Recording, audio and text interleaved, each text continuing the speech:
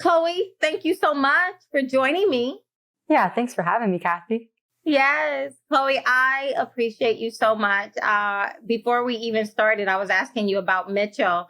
I text him all the time. I call him all the time just to check up on you, see how you're doing. I just appreciate you. I think about you often. How are you doing? I'm doing pretty good. I haven't slowed down a whole lot since the last time we met. On my birthday, I was testifying in front of Congress, and I've been traveling a whole lot. I was recently testifying on a court case in the state of Missouri on a piece of legislation that I actually testified on before that passed. But the ACLU and some families are trying to contest it. But we won the preliminary ruling, so the court case isn't over, but the bill is still in effect. The law is still in effect as we're going through the motions of it, which is a pretty big win judicially. It is.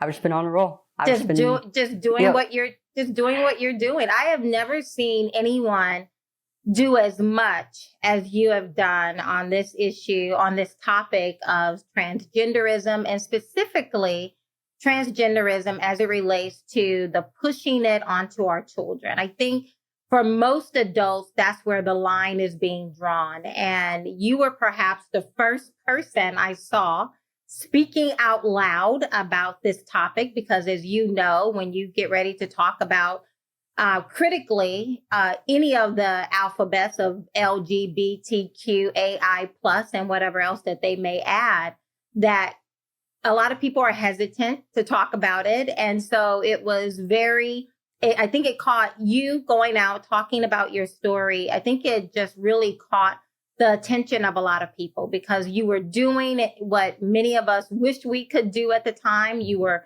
saying out loud what many of us were thinking, and you were confirmation for a lot of Americans. And so for that, I mean, what made you decide to just start telling your story?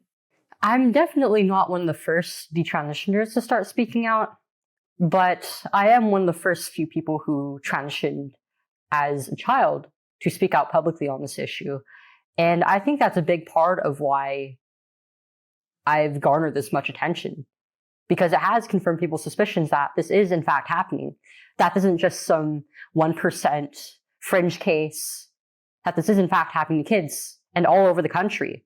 And since I started speaking out, I've had a lot of other kids reaching out to me or starting to speak out publicly as well about their own experiences. And even well before I started speaking out in the public eye, I was talking to a few other people who had detransitioned or had regretted transition, but they're all adults. I had this suspicion, though, that there had to be not only all these other adults who had been through what I had been, but there has to be a bunch of other kids and adolescents out there who have been affected by this. Is it a lot of kids? Oh, it's a whole lot. I know a bunch online. I'm in contact with a few parent groups who have children who have either desisted or detransitioned. And the number is up in the thousands, really. Wow. I mean, you know, it's just unfathomable, right? And let me just say at the very beginning, for those who are listening, I am not a doctor, nor am I trying to pretend to be one. I will never do that. However, I am a parent. I am a citizen. I do believe that it is our responsibility to participate in the type of culture we want to live in, the type of culture we want to raise our children in. And Chloe, I don't know if you were paying attention during the time of COVID, but during that time, it became very clear that if you weren't a quote unquote subject matter expert in a particular topic, then you were not allowed to have an opinion. If you didn't have an MD or a PhD behind your name, you were told essentially, shut up, sit down, be quiet, just follow the expert. I mean, here where I live outside of Philadelphia, there were little signs that says, just believe the expert, i.e. shut up, do as you're told. Right. The funny thing is, I mean, it doesn't require a degree in medicine to know that adults, parents, have the most rights to raising their own kid the way that they see fit. and that it's wrong for any adult to take away the reproductive rights and the health of a perfectly healthy child.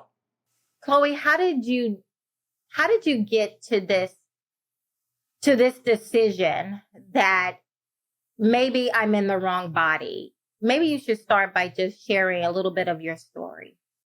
A lot of it has to do with the bullying and ostracization from my peers growing up, as well as the fact that I started puberty pretty early.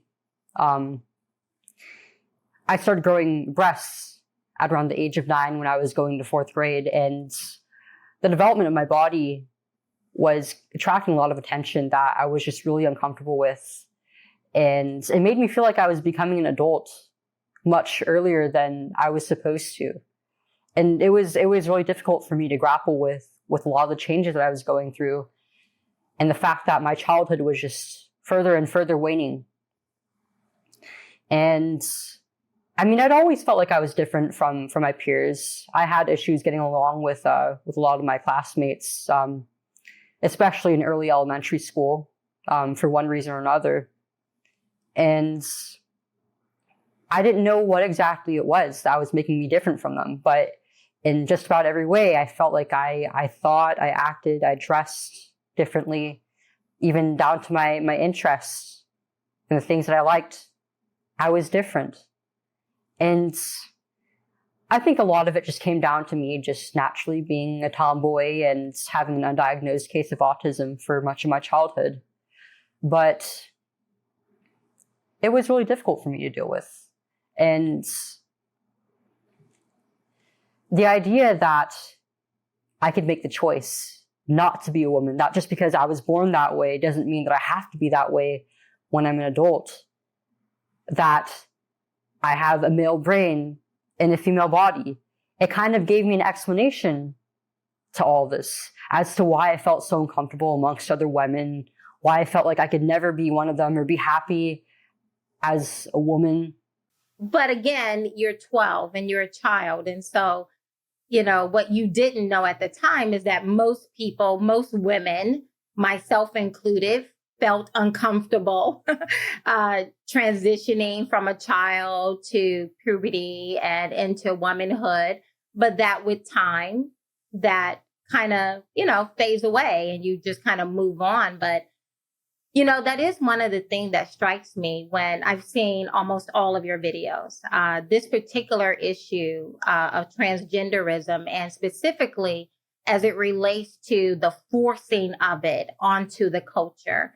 I can barely open up Google and without seeing at least 5 or 10 articles about transgenderism. I mean, whether for the positive or for the negative, it doesn't matter. It's everywhere now, right?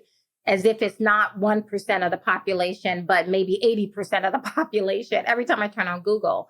But I also see it showing up in the schools. And as a mom, I have a 14-year-old and a 17-year-old.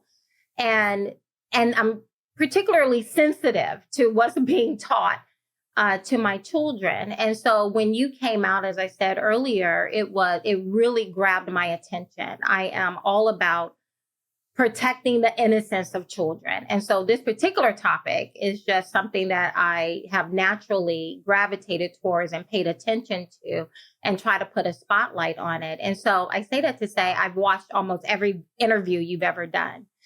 And one of the things that strikes me when I'm watching this interview is that I can tell you are a young lady. But to me, you're a child. And yet you always seem as if you are having to be older than your age. Like, again, I have a 14-year-old, I have a 17-year-old, and they do not come close to the amount of poise that you have and your precocious vocabulary, this heightened ability to articulate what you're thinking. And the thought as a parent looking at someone your age is, I think to myself, when I see these interviews with you, one of the questions that come to mind is, has she ever really been able to be a child? It looks like you grew up very, very quickly. And even now, as you're explaining, what you went through, you still have that sense of being so much older than your age and not really being able to even enjoy the age of 18. Did that make sense?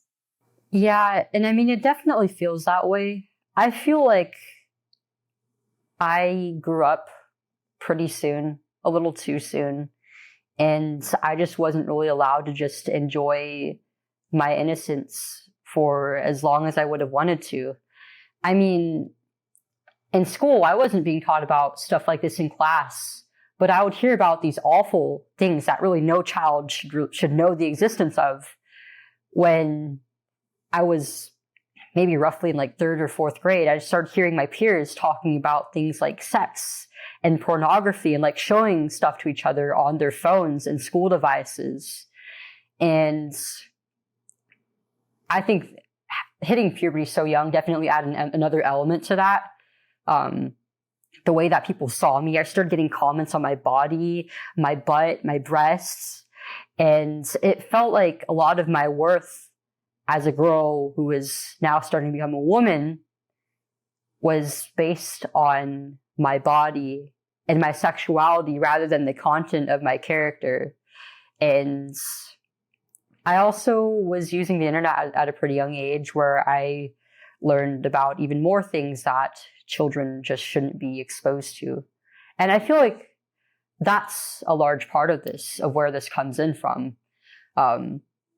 This ideology is spreading through precocious peers who know more than they should and through the internet. Yeah, and it's something, and as you get older, you will become even more, I'm sure you will probably have a much higher sensitivity towards protecting the innocence of children. But it's something that, you see children who are precocious, who present themselves as more mature than they actually are. And especially little girls who tend to present themselves a little bit more mature than they actually are. You see adults beginning to treat them like they're more mature than what they actually are. Because how in the world could you be mature? You don't have the breadth of experience to understand the consequences of the decisions that you're making. And I say that to ask the question, what were the adults, not just your parents, but just the adults in your life? What made them feel so comfortable that you at the age of 12 would be so mature, have so much understanding of the consequences that they would be comfortable and allowing you to start taking blockers and testosterone at the age of 12? What was it about you or the environment? And again, as I said earlier, I'm not speaking as a doctor because I'm not. I'm not speaking as a psychiatrist because I'm not. I'm speaking as a parent with little kids, young kids of my own. I'm speaking as a citizen of this country who takes serious about the culture that is all around me, all around my children. I'm walking in this culture. It's determining how I'm allowed to parent my children. You have parents now having to go to legislators, begging them to write into law parental rights laws. Who would have ever thought we would be at a time where I have to go and get permission to be a parent? So that's really the reason why I so wanted to talk to you, Chloe, is because as a parent, I want to understand. And one of the first questions, again, what is it that made the adults around you, whether your parents or your siblings or your aunts and uncles, your grandparents, the doctors, or what made them so comfortable that a 12-year-old who presents maturely was that enough that you were just so mature and you carried yourself in such a way that that was enough to convince them that you understood the consequences of what you were about to get yourself into? While my mom and dad thought it was mature of me to try and start exploring my identity, they still knew that it would be ridiculous to expect me to be able to make any permanent decisions. And so while they wanted to make me comfortable in my newfound identity and accommodate me, they wanted to just allow me to be a kid, to experiment without any intervention.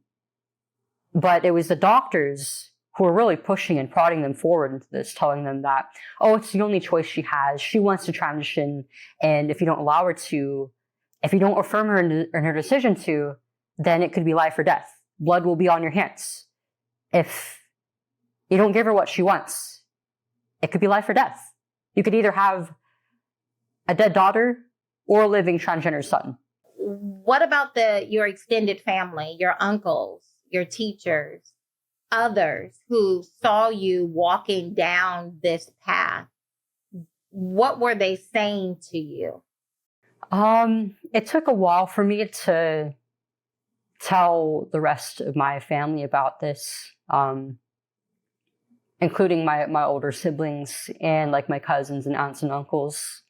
My brothers were the ones who were most opposed to it.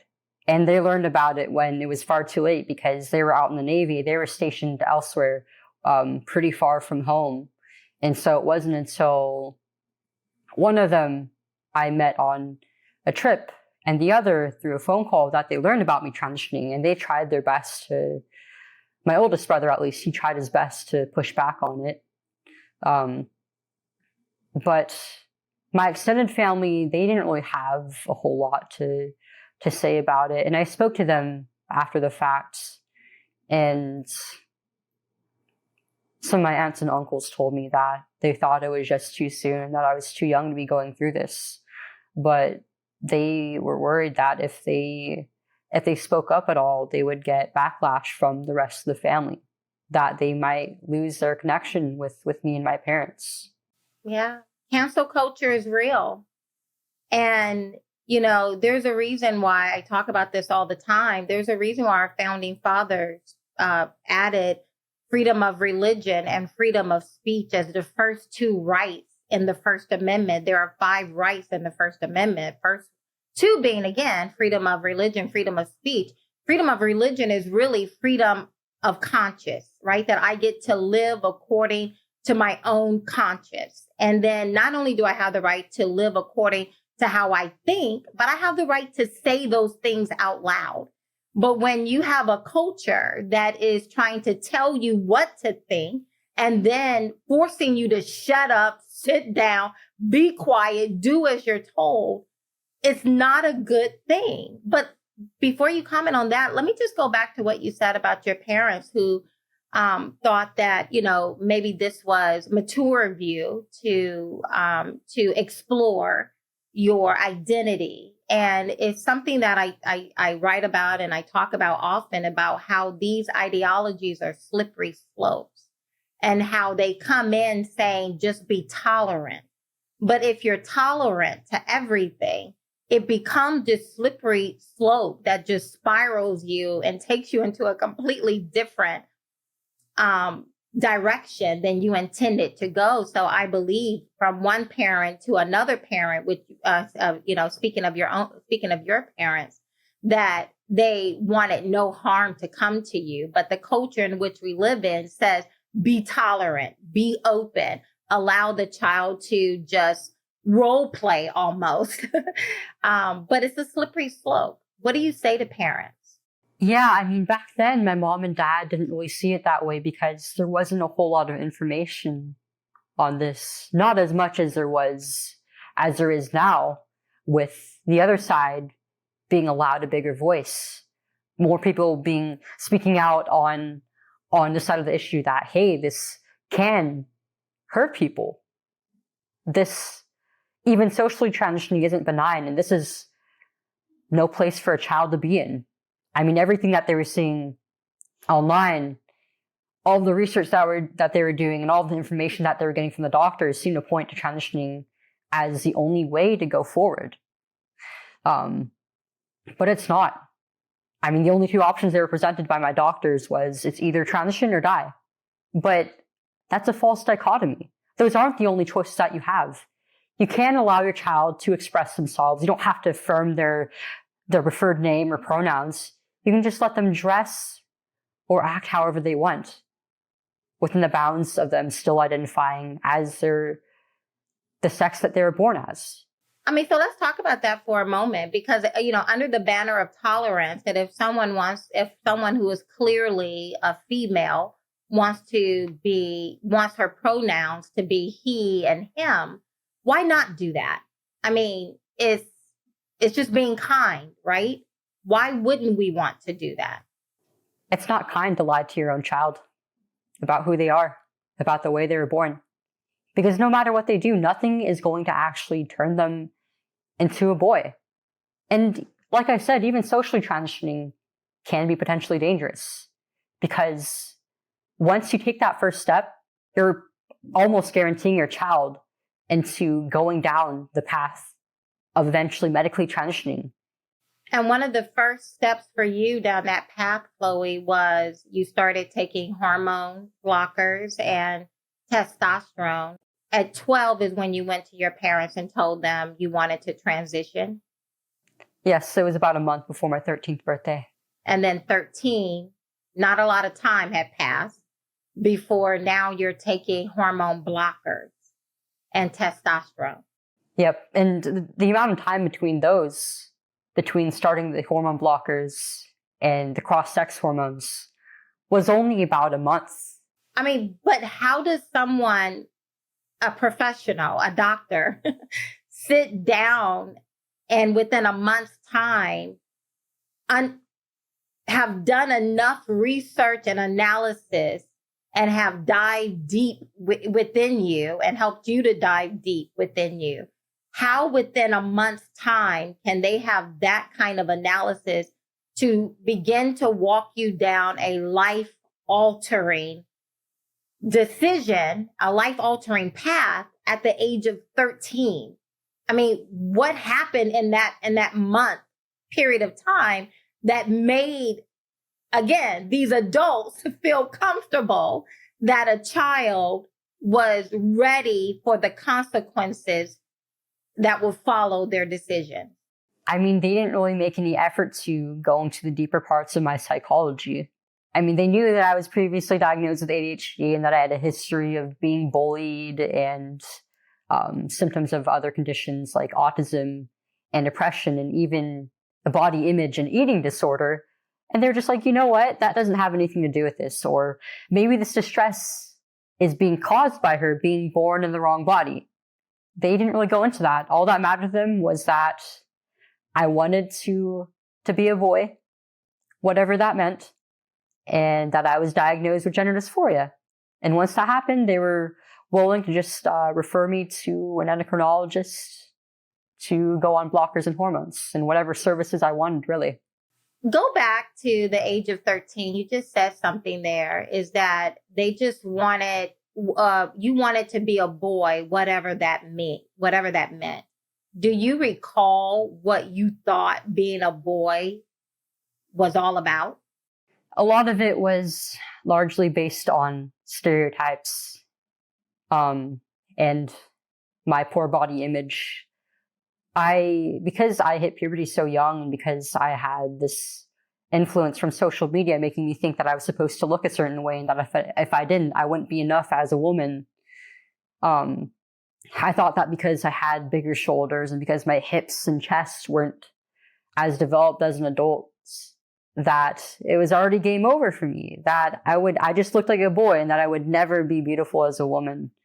And I thought that being a man was all about being the stronger, the smarter, the superior sex, basically. I didn't want to be a woman because I thought that women were just a burden. I mean, I wasn't really raised to think that way, but the things I would hear growing up from adults outside of my family, especially at school, how they would complain about their daughters and how they preferred their sons. And the messages that I was seeing on social media and even hearing from other girls and women about being a woman just made it so that I wasn't looking forward to being an adult as a female. But you're 12. But you're 12 years old. And they didn't go into any of this. They just thought, oh, well, yes, she wants to be a boy. That's all we need. Oh my goodness, Chloe. And so 13, you're taking hormone blockers, which of course, begs the question. Hormones are in absolutely every aspect of our development. It's a part of our lung development, our brain development, our heart development. And I think I know initially when I was first introduced to the term hormone blockers, they presented it as if it's kind of like, flipping a switch, right?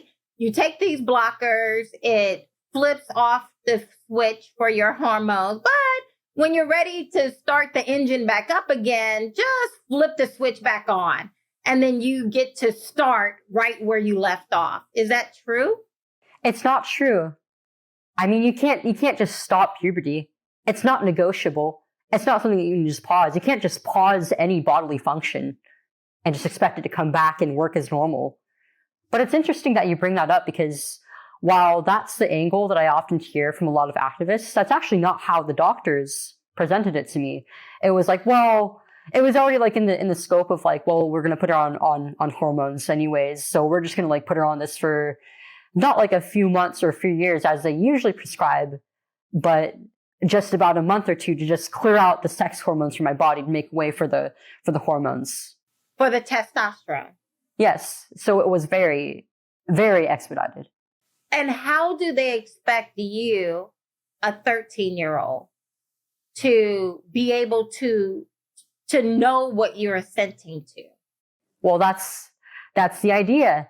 They think that gender identity is an innate part of a human being that all people have, kind of like a soul, where it's disembodied, but somehow it defines who you are. And they told my mom and dad that this is something that I knew that I wanted. It didn't matter that I was a child because I already knew. It was a part of me from birth. And it would be more likely that I would regret going through the full course of puberty and having my secondary sex characteristics and my reproductive system fully develop than I ever would going on these treatments. They said that it was less than 1 or 2% regret rate for these treatments. Based on what? What kind of analysis? Because I have yet to find credible studies that say you will love the transition, that this is the preferred method of treating a dysphoria. I have yet to see that research. Do you know of any credible research that's been peer reviewed, that have a lot of people signing off on it saying this is authentic science, this is true? I mean, a lot of the studies conducted within the last decade or two are very biased, and most of them aren't really even studies. They're surveys. So all the data is self-reported, which is notorious for being unreliable. And a lot of it is it's very simplified. A lot of the statistics on regret and detransition don't even include people who detransition. They specifically don't include people who are detransitioners. They only allow you to partake in them if you still identify as transgender. And they often skew the definitions of regret and detransition. And that's not to mention that they're conducted under a very short time frame, anywhere from just a few months after starting these procedures to a few years. And there is a lot of patient dropout that isn't accounted for. They don't go after those patients who drop out and ask them why they decided to stop partaking in the study. They just don't investigate. It's very biased. I mean, like, they have a destination. Right. There's no guarantee that these doctors will report on their own malpractice anyways. Because that's exactly what it is. That's exactly. Yes, it's hard enough after being traumatized by your own healthcare provider to go back to them. And when you do, I actually reported back to all of my doctors about my transition regret. And my healthcare provider did a study on minors who underwent double mastectomies between the years of 2013 to about 2020 to 2021. And even though I met all of the criteria in the study, and I know several other people who went through the same thing as children who did as well, they were not included. It said that there were about 200 participants, and only about 2 of them, they said, regretted it. Wow. Hey, everyone. Just want to interrupt the podcast for a moment to tell you about a special offer. Mike Lindell has done it again. As usual, he's out there in the world finding solutions to problems we all have. My towels solved a problem that we all had with towels. You go into the store, they look so pretty, they look so soft, they feel soft, they look lotiony, and then you get them home and they don't actually dry your body. Well, that's why Mike Lindell made my towels. They actually work. They're soft and they absorb. And now My Pillow is excited to announce 2 brand new lines of my towels. Now, what makes them the best towels ever is that they're now made with a 100% long staple Sherpa cotton. This is a comb ring spun cotton that makes my towels even softer and more absorbent than ever. And now you get a 6-piece set for an amazing introductory price of $29.98. Now, you know that's not happening. I'm sure you're out there trying to purchase new towels now. You have friends and family coming over for the holidays, and you know that you're not going to get a 6-piece towel set of this quality for $29.98, but you can go to mypillow.com, use promo code Kathy with a K, or call 800-988-3934. That's 800-988-3934 and get your 6-piece introductory set for $29.98. You can get a designer premium line for just $20 more. Either way, you save $50. Everyone actually gets dried off and you look like a champ. So they actually work. Just go to mypillow.com and use promo code Kathy with a K. This offer won't last long, so please go order now. And so what has it been like? Okay, so 12, you go to your parents and say, I think I'm in the wrong body. At 13, maybe less than 6 months, you were put on hormone blockers and testosterone. And then at 15, you had a double mastectomy. How long was it after the double mastectomy did you begin to have regret? It wasn't too soon after, actually. Maybe about like 3 months in, and not even factoring just how difficult the physical recovery was. I'm still going through the process of healing to this day, and it's been about 3 years since. But I started to realize that being a guy wasn't all that it was chalked up to. It was a responsibility that I was taking upon. And it was much too great for me. There was a lot that was expected out of me that I wasn't like really getting guidance on. And it was a very lonely experience too. I didn't really have as much room while being perceived as a guy to talk about like my personal hardships and struggles and emotions. And while on testosterone, it was also a lot more difficult to process my own negative emotions. So I couldn't cry as easily. And when I did cry, I didn't really like get a release from it. And I was very prone to getting angry and upset. And I missed some of the little things about being a woman, like being able to be more expressive, not only about my feelings and myself, but also like in the way that I dressed or did my hair. And I even started to realize that I missed having a more feminine form. I wanted to have a soft face. I wanted to have a soft looking body. I didn't want to have all this muscle anymore, but it was really difficult for the longest time to even admit that this could have been wrong because I was so deep in it.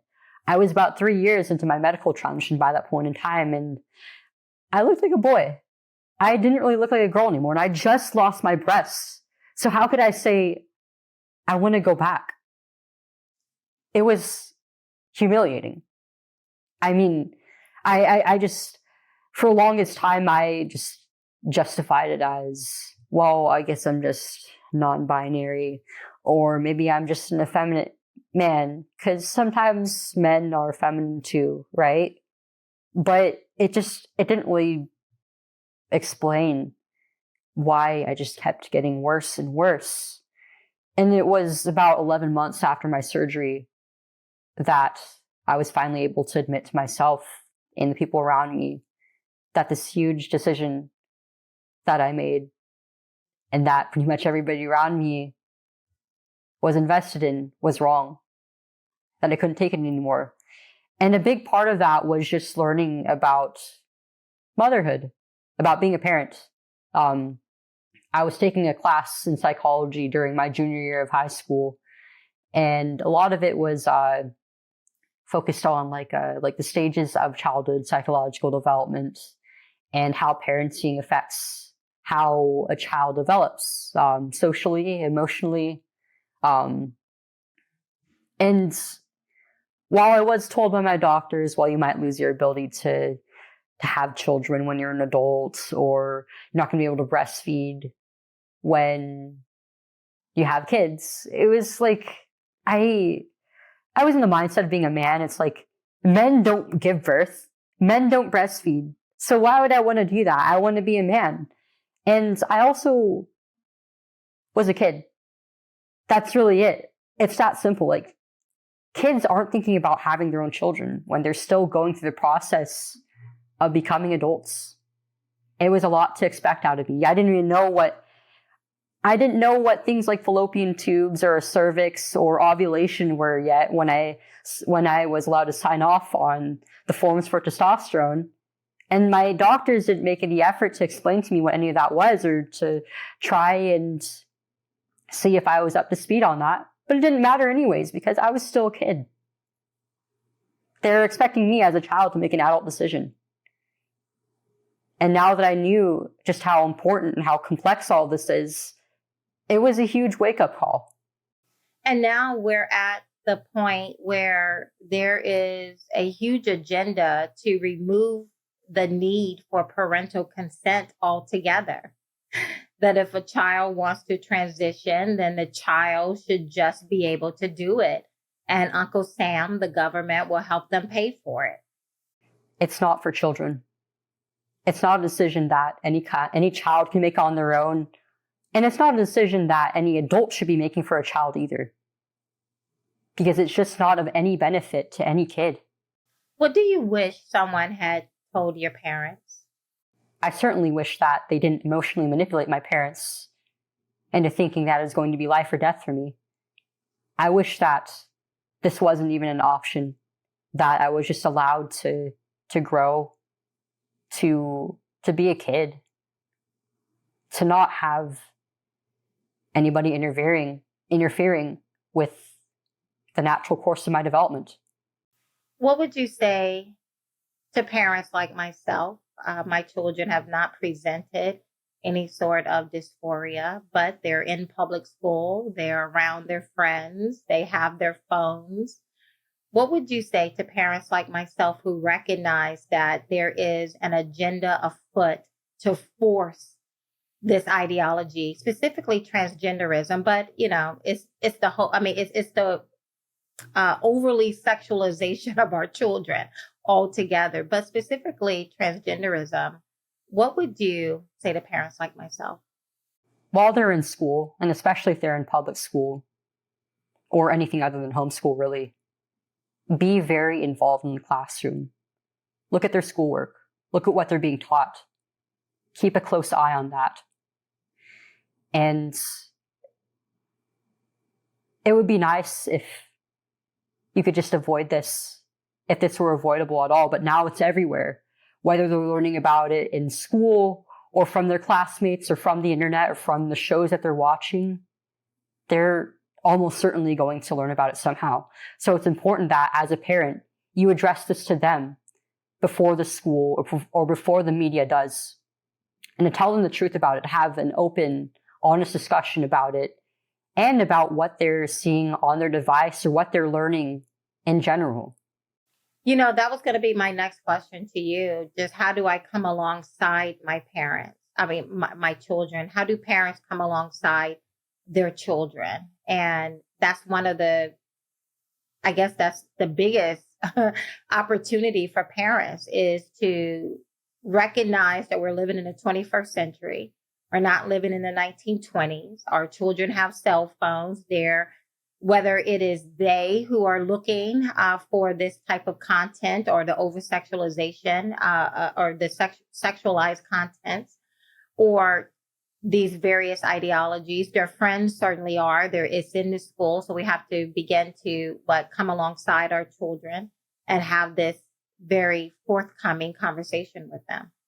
I mean, it's important as a parent to establish a very open, discussion-oriented relationship with your kids, preferably as young as possible. And if you don't feel like you're doing that adequately, then there's no better time to start doing that than now. It's important to try to bond with them. Practice makes perfect, right? Right.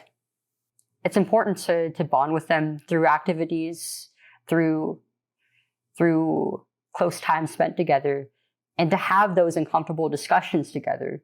Because no matter how uncomfortable it is, it doesn't matter. You as an adult have to overcome that for the sake of your own kid. Yeah. My daughter I started homeschooling my children maybe about 10 years ago. And I started homeschooling them. It was not on my bucket list of things to do. I was not interested in homeschooling. I was one of those parents who looked forward to the little yellow bus coming and taking my kids away for 8 hours out of the day so I can get busy doing other things in life. And yet I remember my daughter was 5 years old.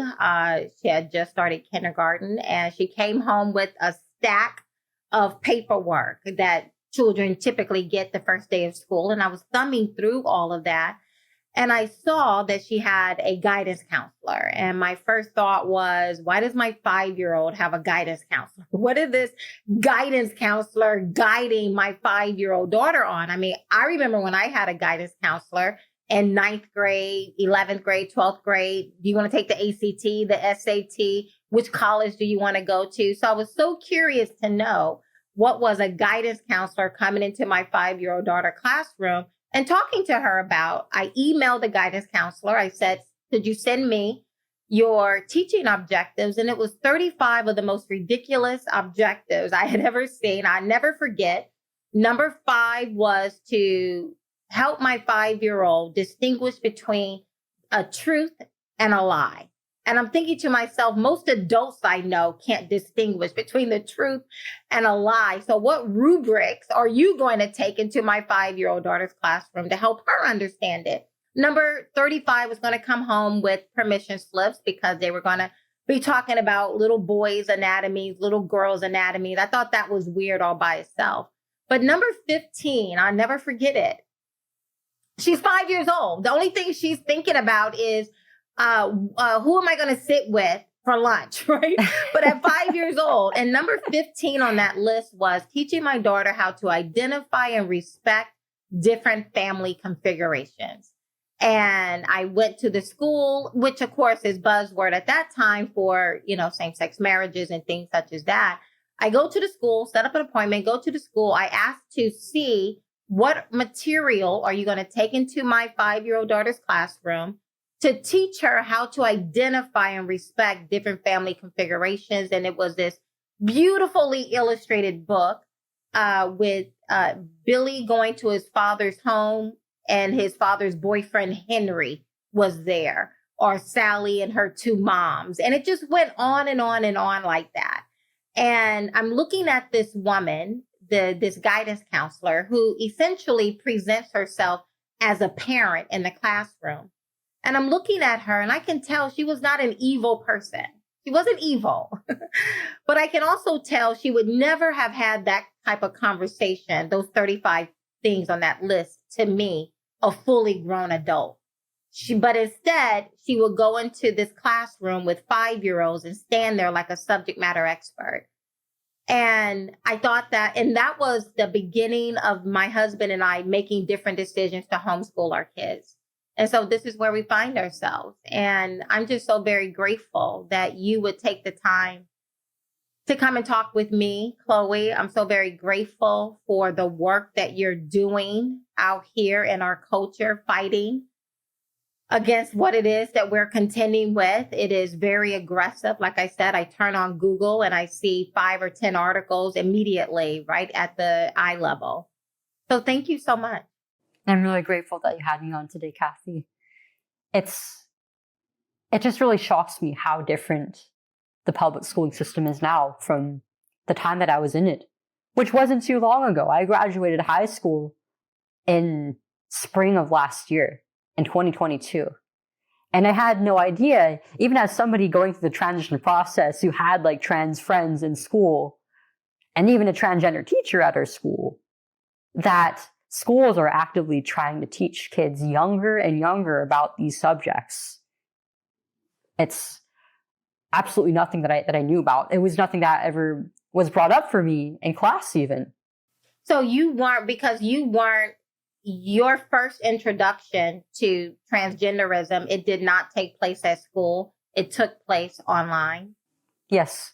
And I didn't have I didn't know anybody else who was transgender until I was in about my sophomore year of high school, when other students, all female, started to identify as boys. So what do you recommend for parents to do in the culture? I think the most important thing to do is to take an active stand in your community, to try and educate other members of your community, other parents, other families, of what is going on in the school, in the institutions, and to educate them so that they know how to go about this, how to protect their children. And as for protecting children, a lot of people might suggest that the thing to do might be to take away their social media or their technology, which I think in younger children and adolescents might be a good thing. And I think that ideally, social media or phone shouldn't really be a thing until somebody is in their late adolescence. But a lot of kids are very clever. They'll find their way around things, and chances are they've already been exposed to this, whether it be through other kids' devices, through their own, or through speaking with them. So the most important thing to do is, like I said earlier, to have that honest discussion with them, no matter how uncomfortable it is. And to recognize that social media, mainly for adolescents, can also be a powerful tool, or they can learn about the other side of this. And they can connect with their peers in other ways. And I don't think the thing to do should be to take it away from them entirely, but to talk with them about what they're seeing online, who they're interacting with, and try to guide them towards more wholesome activity online. And also to remember to not be on the screen all the time, to be face to face with your child, to be with them in person, and to spend quality time with them, which is what a lot of these children who are struggling with these feelings struggle with.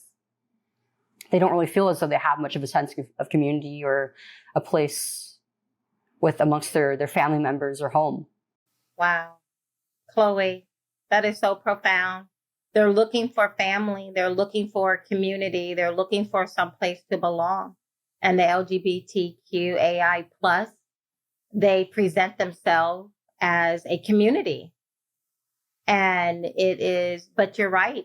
If parents take their rightful position, talk to their children, interact with their children, so much can be accomplished. Chloe, thank you so much. And thank you for having me today. Blessings, everyone. Talk to you soon.